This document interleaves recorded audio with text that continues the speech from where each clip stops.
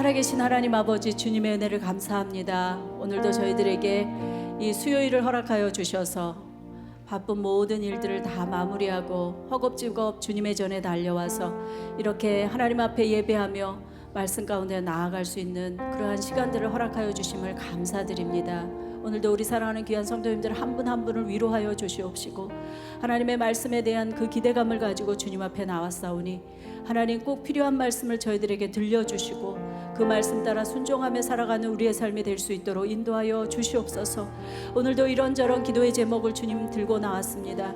하나님, 우리의 사정과 형편을 아시오니 우리의 기도에 응답하셔서 하나님의 살아계심을 경험할 수 있는 우리 귀한 성도님들 한 분 한 분 될 수 있도록 하나님께서 축복하여 주시옵소서. 이 시간에도 함께하여 주실 줄 믿고 감사드립니다. 예수님의 이름으로 기도합니다. 아멘. 네, 참 잘 오셨습니다. 네, 아시는 대로 우리 담임 목사님께서는요 18명의 대원과 함께 목사님 포함해서 지금 페루 선교 중에 계시고요. 우리 이제 대원들은 월요일 날 다 돌아오시게 되고요. 목사님께서는 조금 더 사역을 하시고 그리고 목요일쯤 돌아오시게 될 것 같습니다. 계속해서 기도해 주시고 그곳에 가서 하시는 사역은요, 직접 이제 현지인들에게 복음을 전하고 또 교회를 방문하고 하는 일들을 감당하십니다. 직접 환경이 그렇게 썩 좋지 않아서 식사를 준비해서 드시면서 그렇게 사역을 감당해야 한다고 합니다. 그래서 우리 모든 대원들 또 고산 지역이고 하니까 아프지 않고 잘 사명 감당하고 돌아올 수 있도록 위해서 계속해서 기도 부탁드리겠습니다. 감사합니다. 이 시간에는 우리 옆 사람과 함께 참 잘 오셨습니다. 선급히 달려오시느라고 얼마나 숨이 차셨습니까? 위로해 주시고 또 함께 인사 나누는 시간 가졌으면 좋겠습니다. 하나님의 말씀은 에스겔, 구약성경 에스겔 22장 23절부터 31절의 말씀입니다. 에스겔 22장 23절부터 31절 말씀을요, 우리 함께 교독을 하고 싶습니다. 제가 가진 구약성경은 1184면에 있습니다. 앞에 말씀이 나오니까 그거 보시면서 함께 교독하겠습니다. 여호와의 말씀이 내게 임하여 이르시되,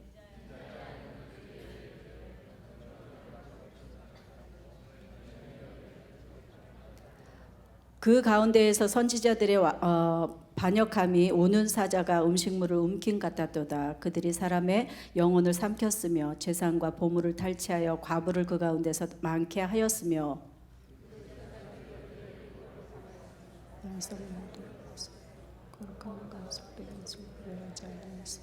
부정한 정한 것을 사람을 구별하게 하기 위해서 그의 눈을 가려 나의 안식일을 보지 않게 했으며 내가 그들 가운데서 그 가운데 그 고관들은 음식물을 삼키는 일이 같아서 불의의 이익을 얻으려고 피를 흘려 영혼을 멸하거늘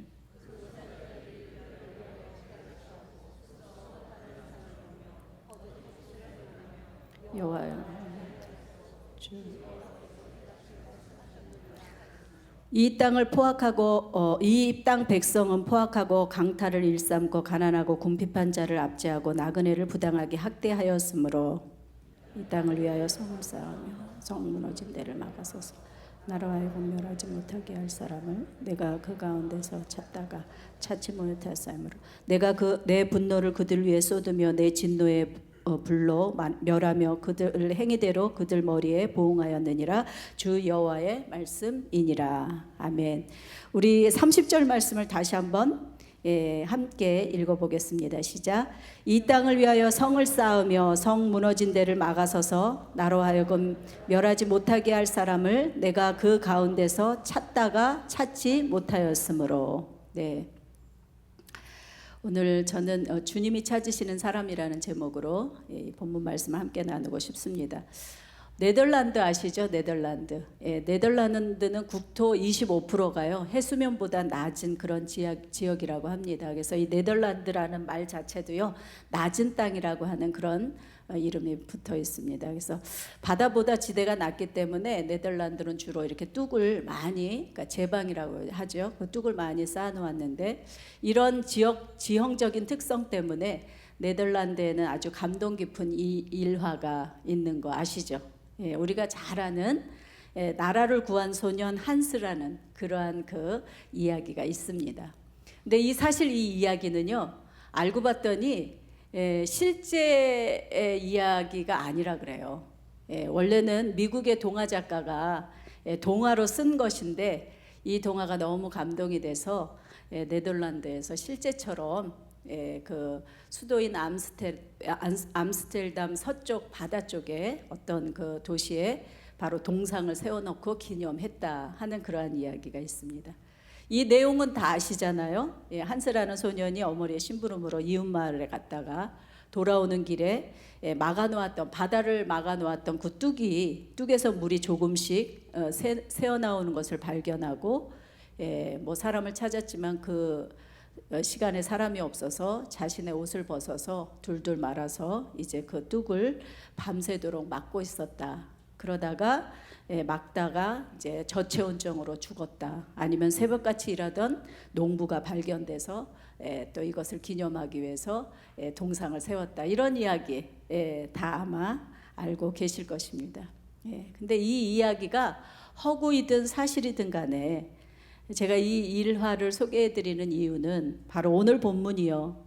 오늘 본문에서 하나님께서도요, 이 에스겔 시대나 아니면 오늘 이 말씀을 읽는 우리들의 시대에 제방의 뚝이 이렇게 무너지는 걸 막아서서 나라를 구했던 그 이야기의 주인공, 그런 사람을 하나님께서 오늘날 찾고 계시다라고 하는 겁니다. 이 에스겔의 말씀이 기록되어진 그 시대뿐만 아니라 오고 오는 세대 속에서 이 말씀이 읽혀지는 그러한 세대 속에서 하나님께서는 바로 이야기의 주인공, 네덜란드의 그 나라를 구한 소년과 같은 그 이야기의 주인공과 같은 사람을 찾고 계시다라고 하는 겁니다. 그래서 본문 말씀을 좀 나누기 앞서서요, 이 에스겔이라고 하는 책을 잠깐 생각해 보면은요, 이 에스겔서는요, BC 593년부터 570년 가량 활동했던 제사장이면서 포로 출신이었던 바로 선지자 에스겔에 의해서 기록된 책입니다. 이 에스겔은요, BC 597년에 바로 느부갓네살이 이 유다를 침공할 때, 두 번째 침공 때에 바로 바벨론으로 사로잡혀 가게 됩니다. 그가 사로잡혀 갈 때 나이가 25살이었는데 포로 생활 5년이 지난 이후에 바로 30살에 하나님의 말씀이 그에게 임해서 이제 선지자로서의 사명을 감당하면서 바로 이 에스겔서를 쓰게 됩니다. 네, 그렇다면 이 에스겔서는 누구에게 쓰는 것이냐? 누구를 읽으라고 이 에스겔서를 쓴 것인가? 바로 1차, 2차 바벨론으로 바벨론의 포로로 잡혀갔던 유다의 포로 이민자들에게 쓰는 말씀입니다. 그러니까는 바벨론에서 포로 생활을 하고 있는 그 이민자들에게, 포로 이민자들에게 뭐라고 쓰고 있는 것이냐? 바로 너희가 당하고 있는 이러한 재앙은 바로 너희들의 죄 때문이다. 그렇기 때문에 너희의 죄악을 버리고 회개하고, 또 하나님께서 이렇게 당신의 백성들을 영원히 버리지 않을 것이기 때문에, 영원히 버리지 않고 회복시켜 주실 것이기 때문에 이러한 절망의 상황 속에서도 희망을 잃지 말 것을 격려해 주는 그러한 메시지가 바로 이 에스겔서 말씀인 것입니다. 오늘 본문의 말씀은요, 왜 이 유다라고 하는 나라가 멸망을 당할 수밖에 없었는지에 대해서, 그 이유에 대해서 지금 에스겔은 기록하고 있는 것입니다. 오늘 24절에 보면 하나님께서는 이 에스겔을 통해서 뭐라고 말씀하십니까? 유다를 향해서 너는 정결함을 얻지 못할 땅이다 라고 그렇게 말씀하시고요, 진노의 날에 비를 얻지 못할 땅이다 라고 말씀하시는 것입니다. 이 유다라는 나라가 얼마나 하나님 보시기에 부패하고 타락하고 패역했던지, 그렇게 긍휼이 많으시고 자비하시고 은혜가 풍성하신 하나님께서 더 이상 이 땅은 기대할 것이 없다라고 그렇게 말씀을 하시는 것입니다. 얼마나 패역하고 타락했는지를 한번 우리 본문 말씀을 살펴보고 싶습니다.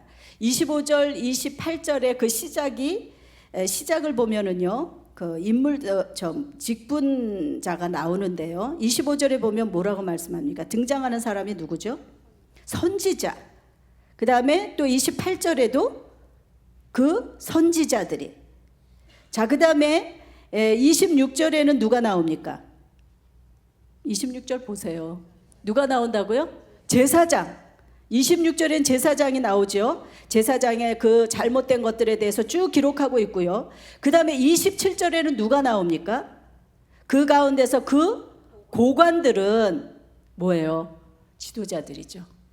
유다의 정치적인 지도자들. 그리고 마지막으로 29절에는 이 땅의 뭐예요? 백성들. 무슨 말씀입니까? 지금 에스겔이 22장 23절부터 지금 이 유다의 패역이 어떠했는지에 대해서 뭐라고 말씀하시고 있는 것입니까? 종교 지도자들로부터 정치 지도자, 그리고 모든 백성들에 이르기까지 바로 이 유다라고 하는 나라는 총체적으로 하나님 앞에 패역하고 악함을 지적하고 있다라고 하는 것입니다. 그래서 심판받을 수밖에 없다는 거예요. 그냥 조금 부패해서 하나님께서 그 조그만 부패를 보시고 심판하시는 것이 아니라 바로 선지자요, 하나님의 말씀을 선포해야 할 선지자, 하나님 앞에 예배를 인도하는 제사장, 또 이 정치적인 지도자, 백성들 할 것 없이 총체적으로 하나님 앞에 죄악되다라고 하는 것을 지적하고 있는 것입니다. 이 선지자와 제사장의 타락상은요, 사실은 백성들을 타락하게 하는 근원이 됩니다. 아시는 대로 사사시대를 보면은요, 하나님께서 레위인들에게는 땅을 주시지 않았잖아요. 다른 12지파에게는 땅을 다 분배했지만 레위인들에게는 주지 않으셨어요. 왜 그렇습니까? 이 레위인들에게는 그 12지파의 그 분배된 땅 속에 48개의 성읍을 주셨는데 각각 성읍에 들어가서 흩어져서 백성들을 어떻게 하라는 거예요? 모세의 율법대로 가르치라는 거예요. 모세의 율법대로 잘 가르쳐서 백성들로 하여금 정말 자유롭게 하나님의 말씀에 순종하고 살아가는 그러한 자유로운 그러한 사회로, 그러한 나라로 만들기 위해서 레위인들에게 그러한 직분을 주셨던 것입니다. 그러나 레위인들은 어떻습니까? 자신의 사역지를 떠나고요. 물론 이제 사역지를 떠나게 되는 이유도 있었죠. 백성들이 제대로 11조를 드리지 않고 이러니까 먹을 것이 없어서 좀 더 좋은 사역지를 찾아서 가는 거였겠죠. 자신의 사역지를 떠나고 불건전한 결혼 생활을 하고요. 그리고 맡겨주신 직무대로 감당하지 않음으로 인해서 그 이스라엘이라고 하는 나라는 총체적인 타락상을 가져오게 되는 것을 볼 수가 있습니다. 오늘 본문에서 이 선지자, 하나님의 말씀을 전하는 선지자, 또 제사장의 이 종교 지도자들의 죄악을 먼저 지적한 이유가 바로 이것이라는 것입니다. 그들이 하나님 말씀 앞에서 바로 살지 않으면 백성들에게 기대할 것이 없다는 거예요. 먼저 선지자의 사명이 무엇입니까? 하나님의 말씀을, 하나님이 말씀하신 대로 말씀을 전하는 사명입니다. 그런데 그 선지자는 무엇을 합니까?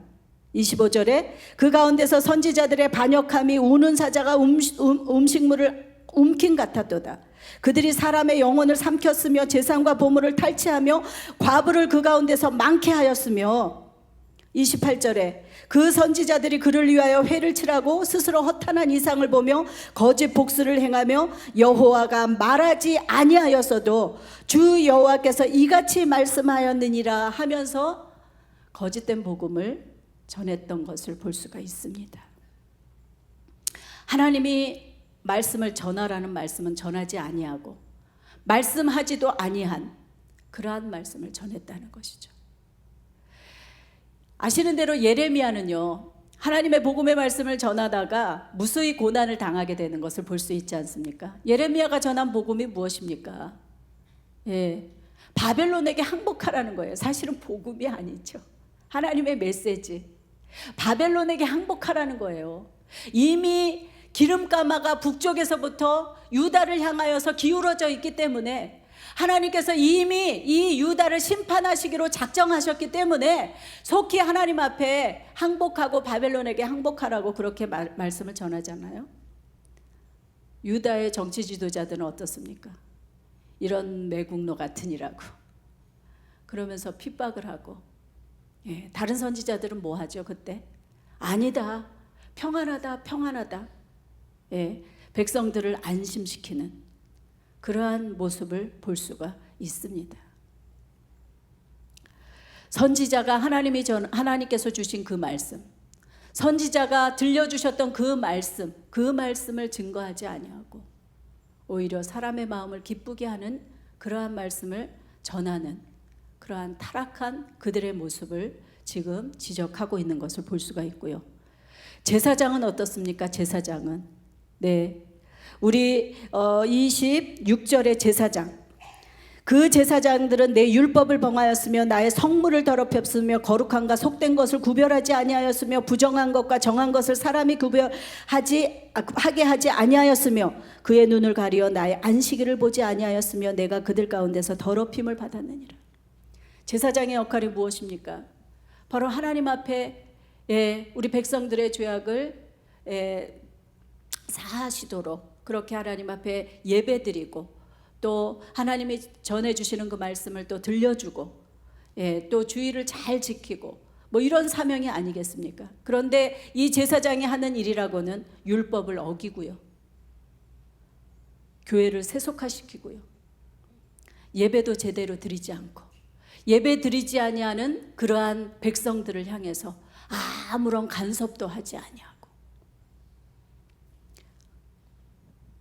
이러한 종교 지도자들이 어떻게 백성들을 향해서 또 이 세상을 향해서 권면하고 죄악을 막아설 수 있겠느냐라고 하는 것입니다.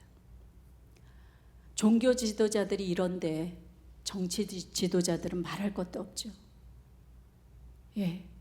자기의 유익을 위해서 불의를 일삼고요, 불의의 재물을 위해서 사람의 생명을 귀히 여기지 아니하는, 오늘날과 별반 다르지 않은 시대, 그 시대가 바로 에스겔이 하나님의 말씀을 선포하던 그 이전의 시대였다라고 하는 것입니다. 지도자들이 그 모양인데 백성들은 어떻습니까? 말할 나위가 없겠죠. 백성들 역시 남의 것을 빼앗고 소외된 자의 것을 빼앗고 억압하고 정말 정의라고는 눈꼽만큼도 찾아볼 수 없는 시대가 바로 이 에스겔이 사로잡혀왔던 그 이전의 시대였다라고 하는 것을 지금 에스겔은 이 말씀을 통해서 들려주고 있는 것입니다. 봐라, 너희들이 이렇게 살았기 때문에 지금 우리가 이 재앙을 당하고 겪고 있는 것이다. 우리가 왜 바벨론으로 끌려왔느냐? 우리가 그렇게 미워하고 우습게 여기던 그 이방 사람의 손에 끌려서 지금 왜 우리가 이 땅에 와서 이렇게 살아가야 하는 것인가? 바로 우리의 이 죄악 때문이다라고 그렇게 에스겔은 지적하고 있는 것입니다. 그러니 하나님께서 어찌 심판을 하지 않으실 수 있으셨겠어요?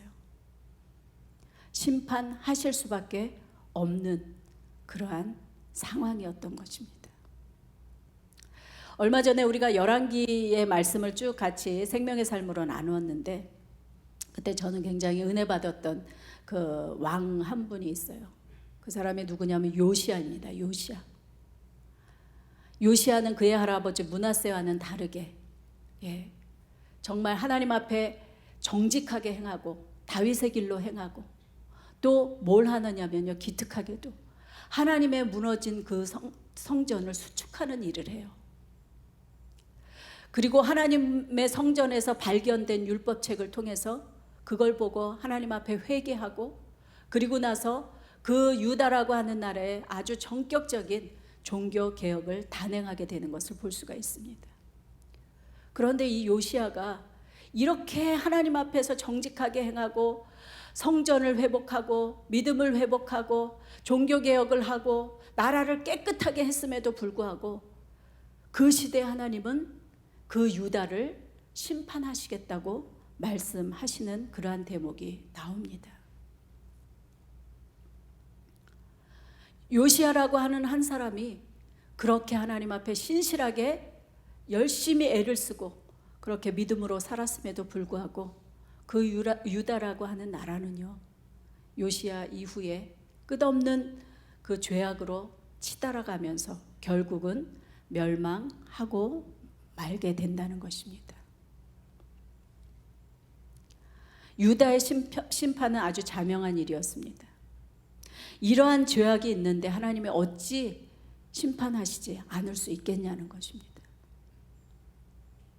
심판받아 마땅하다는 것입니다. 그런데 너무 기가 막힌 말씀이 있으세요. 오늘 말씀 30절, 제가 아까 다시 한번 2번 읽었던 말씀인데요, 이러한 죄악 가운데도 하나님께서는 뭐라고 말씀하십니까?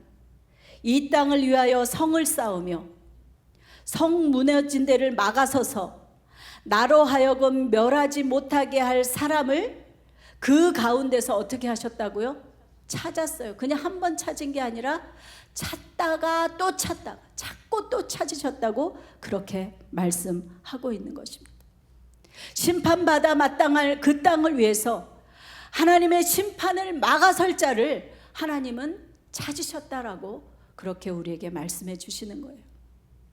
이 구절이 우리에게 소망이고 이 구절이 바로 유다 민족에게 소망이었던 것을 볼 수가 있습니다. 우리가 사는 이 세상은 어떻습니까? 별반 다르지 않은 그러한 시대를 우리가 살아가고 있습니다. 총체적인 죄악으로 엉망진창이 된 이 땅을 위해서 무너진 성을 다시 쌓고 무너진 데를 막아서서 하나님의 심판을 막아설 자를 찾고 계시다고 말씀하시는데요, 이 유다는 이 느부갓네살, 바벨론의 느부갓네살의 침략을 받아서 예루살렘 성이 무너지잖아요. 근데 한 번에 무너지지 않습니다. 예루살렘이 한 번에 멸망하지 않고요, 3차에 걸쳐서 침략을 당하고 그 3번째 침략에 이제 성전이 회파되어지고 그러면서 완전히 멸망을 하게 되는 것을 볼 수가 있습니다. 예루살렘 성이 왜 무너집니까? 무너진 이유가 무엇일까요? 예루살렘 성전이 무너졌다라고 하는 의미가 무엇일까요? 에스겔 말씀의 뒷부분을 보면은요, 성전이 있는데 그 성전에 보좌가 있어요. 근데 그 보좌에 뭐가 달렸어요? 바퀴가 달렸어요. 바퀴가 달렸다는 것은 무엇을 의미하는 겁니까? 움직일 수 있다는 얘기예요. 하나님의 보좌가 바퀴가 달려서 동쪽 문을 향해서 하나님의 보좌가 움직여서 나가는 거예요. 동쪽 문을 향해서 나가고 아예 동쪽 산 쪽으로 나가서 없어지는 거예요. 예루살렘이 무너졌다라고 하는 의미가 무엇입니까? 하나님께서 더 이상 이곳에 계시지 않겠다라고 하는 선언이고 말씀인 것입니다. 왜 그곳에 계시지 않겠다고 말씀하시는 걸까요? 왜냐하면 그들의 신앙이 무너졌기 때문입니다. 원래 성전의 의미는 하나님의 임재를 의미하는 거거든요. 하나님이 이스라엘과 유다와 함께 하신다는 의미거든요. 성전이 무너졌다라고 하는 것은 더 이상 이 유다와 하나님이 함께 하시지 않겠다라고 하는 그런 메시지인 것입니다. 왜 하나님이 함께 하시지 않게 되었다고요? 오늘 말씀 읽은 말씀처럼 총체적인 죄악 가운데 있는 이 유다를 어찌 하나님께서 끝까지 품고 가실 수 있겠냐는 것이죠. 그런데 오늘 그 무너진 성전을 다시 세울 사람을 찾는다는 거예요. 그 성을 다시 쌓을 사람을 찾는다는 거예요. 무너져버린 성을 다시 쌓듯이 그들의 무너진 믿음을 다시 쌓고 회복할 사람을 하나님께서는 찾고 계시다는 사실입니다. 오늘날 우리에게 주시는 메시지가 아닌가 싶습니다. 이 말씀이 우리에게 들려주시는 이 메시지가 무엇이겠습니까? 우리에게도 이미 심판은 정해진 사실이에요. 백보자 심판. 하나님이 세상 끝날에 심판하시잖아요. 마태복음에 보면은 이미 도끼자루가 나무 뿌리에 놓여 있다고 말씀하셨어요. 이러한 심판을 막아설 자, 하나님께서 무너진 믿음을 회복하고 무너진 열심을 회복하고 무너진 기도를 회복할 사람을 지금 하나님께서는 찾고 계시다고 말씀하십니다. 근데 참 재미있어요. 우리 하나님께서는 재미있으신 분이신 것 같아요. 왜냐면요, 항상 미리 알려주세요. 우리 하나님은 우리한테 뒤통수 치는 일이 절대 없으세요. 사람들은 뒤통수를 쳐도요, 하나님은 절대 뒤통수 치시는 분이 아니세요. 미리 알려주세요. 미리 알려주세요. 아시는 대로 아브라함의 조카 롯이 소돔과 고모라에 살잖아요. 아브라함에게 소돔과 고모라를 멸망하시기 전에 어떻게 하셨어요? 미리 알려주셨어요. 뭐 하라고 알려주신 걸까요? 모세가 이스라엘 백성들을 이제 2달 반을 이끌고 시내산까지 왔어요. 그리고 나서 하나님의 율법을 받기 위해서 시내산으로 올라가서 40일 동안 머물잖아요. 그랬을 때 모세가 눈에 보이지 않아서 두려웠던 이 이스라엘 백성들은 뭘 합니까? 애굽에서 섬기던 금송아지를 만들어서 그곳에서 섬기고 있는 거예요. 하나님께서는 뭐라고 얘기하세요? 산 위에 있는 모세에게, 모세야, 네 백성들이 지금 저 밑에서 난리가 났다. 뭐라고 하시는 거예요? 왜 알려주시는 것입니까? 요시야가 아무리 믿음이 있었어도 하나님께서 율법을 그에게 찾게 하시지 아니하셨다면, 하나님의 섭리로 그가 성전을 수리할 때 율법을 발견하지 않았다면, 유다가 왜 지금 이 지경에 있는지, 왜 풍전등하에 전쟁의 위기 가운데 놓여있게 되는지를 깨닫지 못했을 것입니다. 아마 그 발견한 말씀이 신명기에 있는 말씀이었던 것 같아요. 그들의 죄악이 무엇인지를, 그 말씀을 읽고서야 비로소 이 요시야가 하나님 앞에 정말 통곡하고 옷을 찢고 회개하고 그렇게 금식하며 하나님 앞에 통곡할 때 하나님께서 그 요시야의 눈물을 보시면서 뭐라고 말씀하십니까?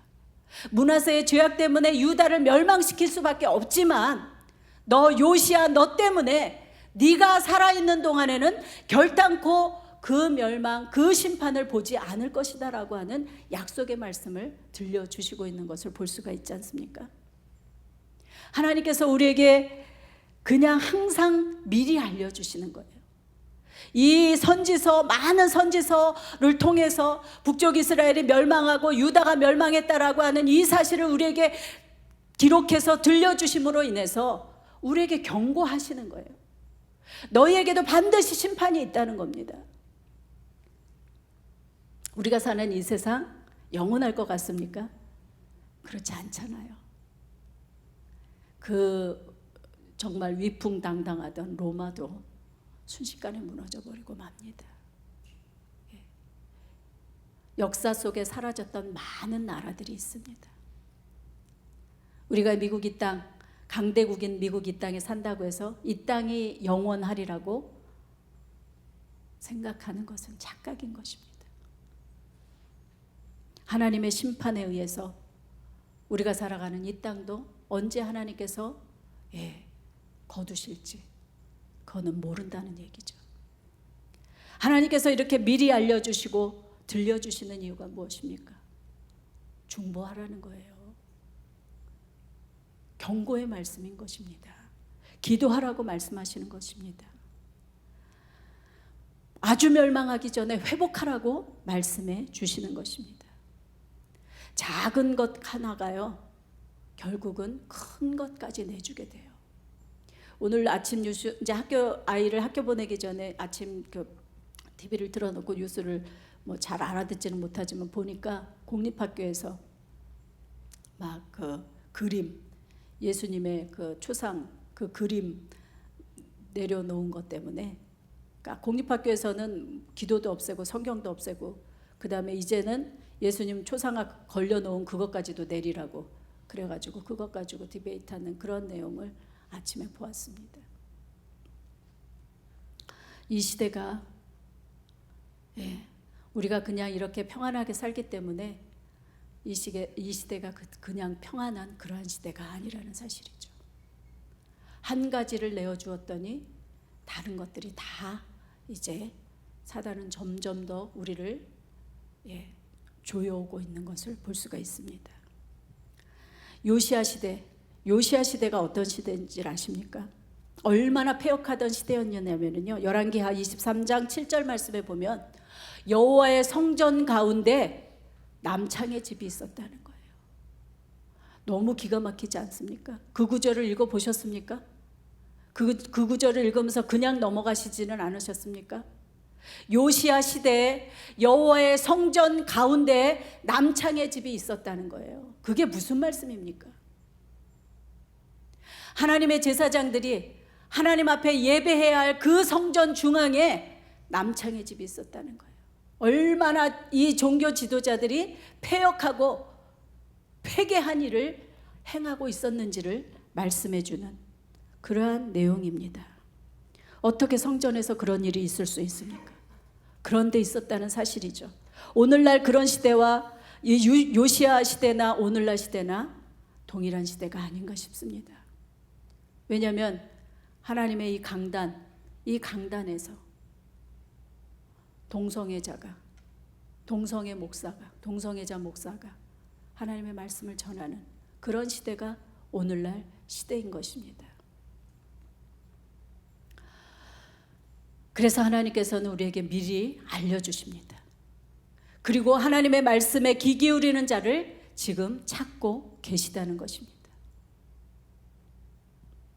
역대하 16장 9절에 보면 이런 말씀이 있습니다. 여호와의 눈은 온 땅을 두루 감찰하사 전심으로 자기를 향하는 자들을 위하여 능력을 베푸시나니. 하나님께서는 하나님을 찾으시는 자들을 향해서 능력을 주신다고 말씀합니다. 그래서 그 요시야라고 하는 인물이 전국적으로 그렇게 개혁을 이룰 수 있었던 것 같습니다. 하나님의 심판은 정한 사실입니다. 하나님의 심판의 도끼자루는 이미 나무 뿌리에 놓여 있다고 말씀드렸습니다. 이 심판을 막아서서 도끼자루를 잠시 치워놓게 할 한 사람을, 도끼자루를 잠시 치워놓고 하나님의 심판을 막아설 그 사람을 하나님께서는 오늘도 찾고 계시다는 것이에요. 왜냐하면 하나님은 오래 참으시고 자비와 긍휼이 풍성하시고 노하기를 더디하시는 분이시기 때문입니다. 그러나 오늘 말씀을 보니까요, 하나님이 그렇게 찾고 찾았음에도 불구하고 찾지 못해서 하나님의 진노를 그들 위에 쏟았고 그 진노의 불로 인해서 그들 행위대로 보응을 받게 되었다라고 그렇게 말씀합니다. 아브라함이 하나님 앞에 그렇게 중보기도를 했음에도 불구하고 소돔과 고모라의 성은 하나님의 심판을 모면하지 못합니다. 그러나 하나님께서는 소돔과 고모라를 심판하실지언정 그 성을 엎으실 때에 아브라함을 생각하사 롯을 구원하셨다라고 말씀해 주시고 있는 것을 볼 수가 있습니다. 요시야 역시 하나님 앞에 눈물로 통곡하고 회개하고 했을 때 요시야 살아생전에 하나님께서는 그 땅을 심판하지 않으셨던 것을 볼 수가 있습니다. 이 유다는 비록 죄악이 깊어서 멸망을 당할 수밖에 없었지만 우리에게는 아직 기회가 있습니다. 하나님께서 이 말씀을 들려주시는 우리에게는 기회가 있습니다. 이 경고의 말씀을 이제 듣고 우리가 해야 할 것이 무엇입니까? 우리의 무너진 신앙을 다시 쌓아야 됩니다. 우리의 무너진 열심을 다시 회복해야 합니다. 우리의 무너진 기도를 다시 쌓아가야 합니다. 그래서 우리가 살아가는 이 시대에 하나님의 심판이 임하지 아니하도록 우리의 자녀들이 살아가야 할 이 땅에 하나님의 심판이 미루어질 수 있도록 그렇게 우리가 다시 무너진 신앙을 회복하는 그러한 삶을 살아야 할 줄로 믿습니다. 아멘. 말씀을 마치려 합니다. 오늘은 되게 빨리 끝났습니다. 왜냐하면 같이 기도하고 싶기 때문입니다. 여러 가지 기도의 제목을 가지고 우리가 함께 기도로 나아가기를 원합니다. 우리의 현실도 본문과 다르지 않습니다. 이런 시대에 주시는 이 경고의 메시지 앞에 오늘 우리는 다 같이 회개하고 우리의 무너진 신앙, 우리의 무너진 기도, 우리의 무너진 열심, 우리의 무너진 사랑, 우리의 무너진 관계를 다시 회복하는 그 성을 다시 쌓는, 그래서 하나님이 심판을 멈추시는 그러한 일들을 우리가 감당하기 위해서 하나님이 찾으시는 한 사람이 되기로 결단하는 우리 모두가 되기를 간절히 소망합니다. 아멘. 이 시간에 찬양 부르겠습니다. 아까 처음에 시작할 때 불렀던 주를 위한 이곳에 우리 찬양팀 오셔서 같이 찬양 불러주시고요. 우리가 기도할 때 내내 찬양팀은 계속해서 찬양을 불러주시면 좋겠습니다. 주를 위한 이곳에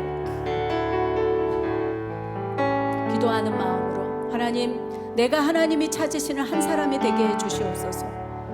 이러한 시대 속에서 정말 이 시대를 막아설, 하나님의 심판을 막아설 한 사람이 되게 해 주시옵소서 하는 마음으로 불을 좀 어둡게 꺼주시고요. 같이 찬양을 부르도록 하겠습니다. 주를 위한 이곳에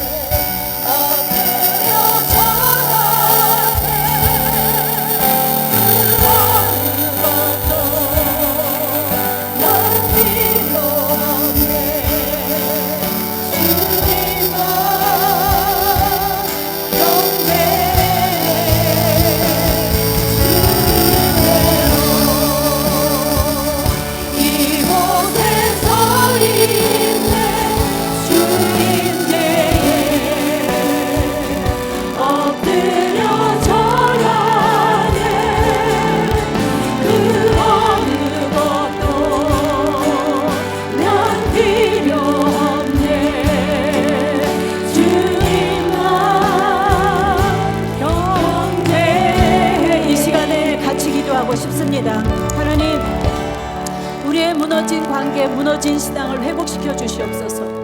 하나님과 깊은 릴레이션십 속에서 하나님의 뜻을 깨닫지 못했던 것 용서해 주시옵소서. 하나님, 우리를 다시 한번 하나님이 찾으시는 한 사람이 될 수 있도록 우리를 붙들어 주시옵소서. 하나님, 우리를 인도해 주시고 우리를 회복시켜 주시옵소서. 이 시간 하나님 앞에 회개하며 하나님 앞에 함께 나아가는 그러한 시간 갖겠습니다. 다 같이 기도하겠습니다. 하나님 아버지, 감사합니다. 이 시간에 하나님 아버지,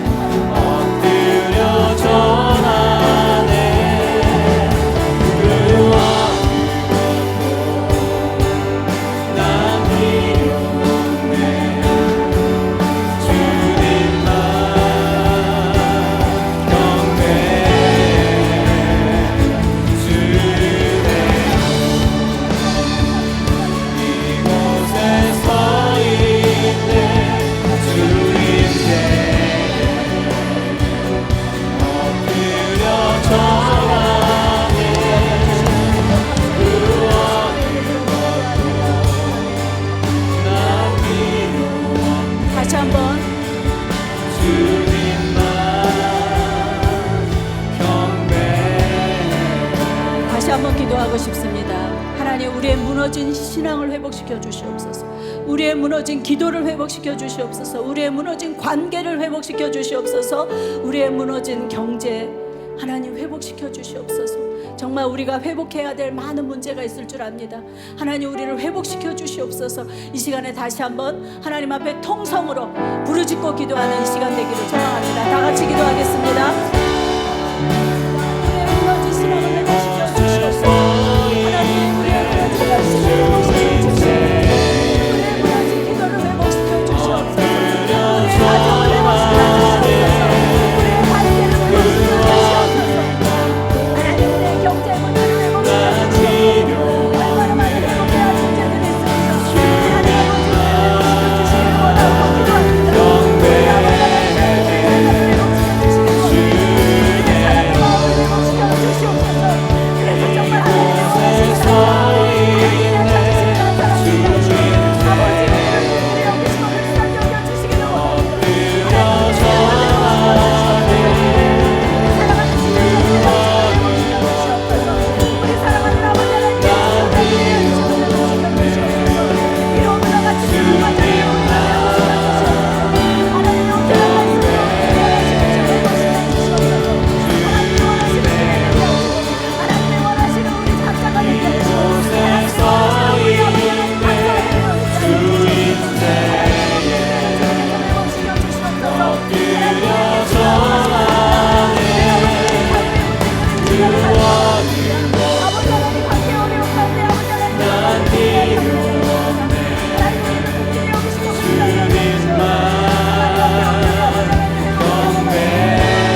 아버지 하나님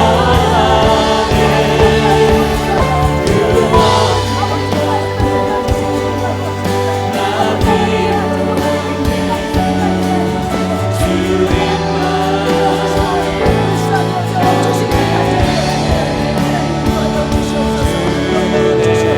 불쌍히 여겨주시옵소서. 이 시간에는 우리 교회를 위해서 기도하고 싶습니다. 몸된 교회가 정말 기도가 회복되는 교회 되게 해주시옵소서. 우리 각자가 기도가 회복되면요, 기도하는 교회가 될 수 있습니다. 이 집은 만민이 기도하는 집이라고 말씀하셨는데, 기도에서 우리가 점점 줄어드는 우리의 현실, 하나님, 기도가 회복되는 교회 되게 해주시옵소서. 우리의 믿음이 회복되는 교회 되게 해주시옵소서. 한마음 한뜻으로 주를 섬기는 교회 되게 해주시옵소서. 우리 각자 다른 사람들이 모였습니다. 오죽했으면 성경에서도 같은 마음 같은 뜻을 품으라고 말씀하시겠습니까? 성령의 하나 되게 하심을 힘써 지키라고 말씀하시겠습니까? 성령의 하나 되게 하심을 힘써 지키는 교회 되게 해주시옵소서. 하나님, 우리의 실추된 믿음이 회복되어서 정말 이 커뮤니티에 아름다운 소문이 나는 우리 에브리데이 교회 되게 해주시옵소서.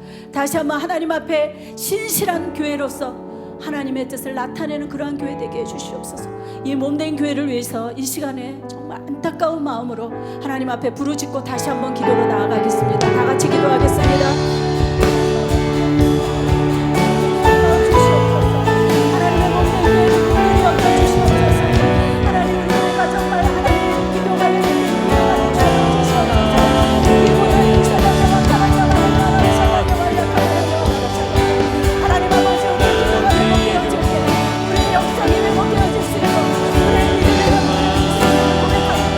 하나님 아버지, 각자가 정말 기도가 회복되어서 우리 교회가 기도가 회복되어지는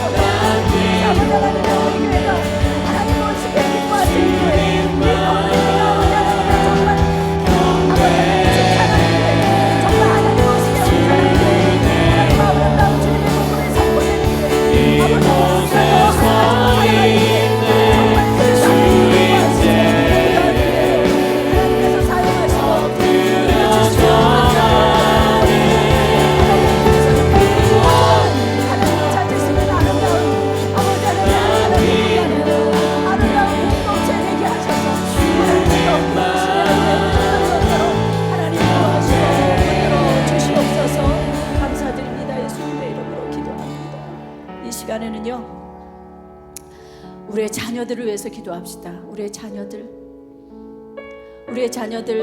살아가야 할 이 땅은 끊임없이 하나님이 원치 않은 길로 달려가고 있는데, 앞으로 우리의 자녀들이 믿음을 잃지 아니하고 살아갈 수 있도록 하나님 우리의 자녀들을 붙들어 주시옵소서. 이제 우리의 자녀들 가운데 어린 자녀들, 이제 학교에 새로 입학한 자녀들도 있을 것이고요, 학년을 이동해서 새로운 친구를 만나야 하는 그러한 자녀들도 있습니다. 뿐만 아니라 대학에 들어가서 이제 혼자서 새로운 생활을 하는, 부모를 떠나서 새로운 생활을 해야 하는 자녀들이 있습니다. 대학을 졸업하고 난 이후에 직장 문제로 고민하는 자녀들이 있습니다. 또 결혼 문제로 고민하는 자녀들이 있고요, 결혼하고 난 이후에 아이를 출산하는 문제로 또 고통하는 자녀들도 있습니다. 이 시간에 우리의 자녀들, 하나님 다음 세대를 살아갈 우리의 자녀들, 이 땅에서 어떻게 살아야 합니까? 하나님, 정말 하나님께서 우리의 자녀들을 지키시고 보호하여 주시옵소서. 하나님을 떠나지 아니하고 하나님의 말씀 붙잡고 이 험악한 세상에서 승리하는 구별된 삶을 살아가는 우리의 자녀들 될 수 있도록 도와주시옵소서. 우리의 자녀들이 정말 앓고 있는, 아파하는 그러한 모든 문제들 하나님 해결해 주시옵소서. 그래서 더욱더 하나님을 사랑하는 그러한 자녀들 되게 해 주시옵소서. 이 시간에 자녀들을 위해서 다시 한번 기도하고 나아가겠습니다. 기도하겠습니다. 자녀들을 위해서 기도합니다. 아버지, 우리의 자녀들을 긍휼히 여기시고 불쌍히 여겨 주시옵소서. 새하게 아버지 하나님이여, 정말 학교에 들어가는 자녀들도 있을 것이고, 하나님 아버지, 우리의 자녀들 아버지 하나님이 정말 주님을 들어가는 자녀들도 있고, 또한 아버지 하나님 결혼해서 새로운 생활을 해야 하는 자녀들도 있고, 또한 아버지 하나님이여, 정말 대학을 아버지 하나님 들어가서 또 졸업해서 직장 문제로 고민하는 자녀들, 결혼 문제로 고민하는 자녀들, 아이라는 문제로 고민하는 자녀들, 우리의 자녀들이 있습니다. 하나님, 우리 향기마을의 자녀들도 있습니다. 하나님, 우리 여기시고 불쌍히 여겨주시옵소서. 우리의 자녀들이 살아가야 이 세상을 더욱더 아버지 하나님이 원치 아니하는 길을 걸어가고 있구나. 이러한 세상 속에서 우리의 자녀들이 어떻게 살아가는지 하나님, 우리의 자녀들과 함께하여 주시옵시고, 우리의 자녀들의 입술에 하나님의 말씀을 주시고, 우리의 자녀들이 하나님 기도하는 자녀들에게 하시고, 하나님의 말씀을 감당고 떠나지 않도록 그러한 자녀들의 삶을 도와주시옵소서. 이 자녀들을 위해서 우리가 해야 하는 것이 무엇입니까? 하나님 앞에 기도하는 것을 감사합니다. 하나님 아버지, 우리의 기도를 들으시고 우리의 자녀들을 지켜주시고 인도하여 주시고 붙들어 주시옵시고, 그래서 정말 하나님이 원하시고 기뻐하시는 믿음의 삶을 살아가는 우리의 자녀들 될 수 있게 하여 주시옵소서. 하나님 아버지, 정말 하나님의 살아계심을 경험하는 자녀들이 하시고, 이 험악한 생활에서 아버지 말씀 붙잡고 믿음으로 승리하게 나아가는 그러한 복된 자녀들 될 수 있게 하여 주시옵소서.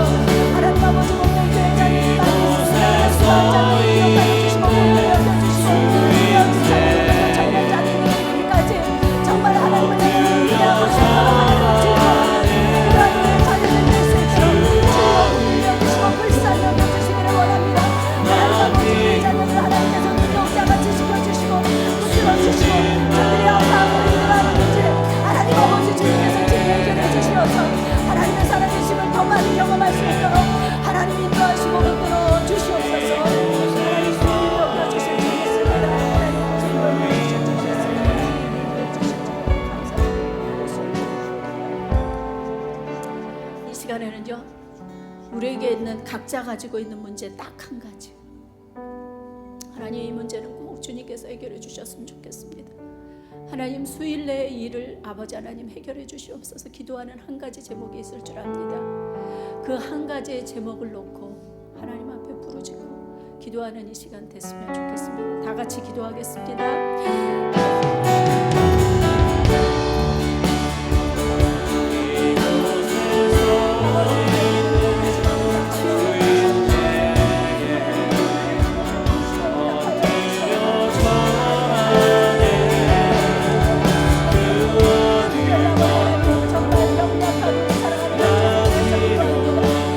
아버지,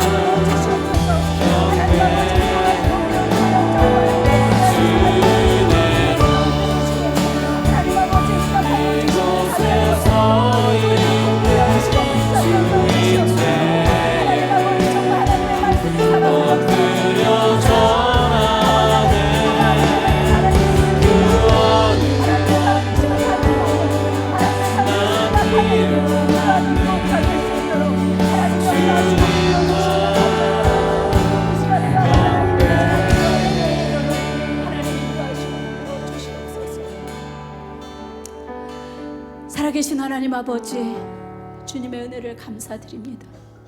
오늘 이 시간에도 하나님 앞에 부르짖고 기도한 우리의 기도를 들으신 줄로 믿습니다.